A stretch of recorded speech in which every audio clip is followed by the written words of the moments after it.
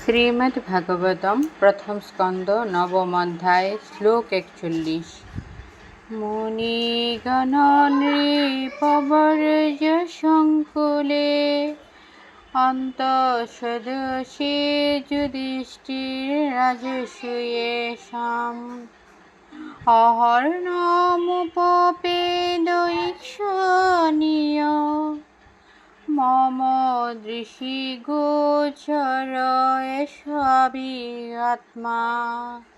অনুবাদ: মহারাজ যুধিষ্ঠিরের রাজসূয় যজ্ঞে সমস্ত মুনি, ঋষি এবং শ্রেষ্ঠ নরপতিদের মহান সমাবেশ হয়েছিল এবং সেই সভায় শ্রীকৃষ্ণ পরমেশ্বর ভগবান রূপে সকলদের দ্বারা পূজিত হয়েছিল।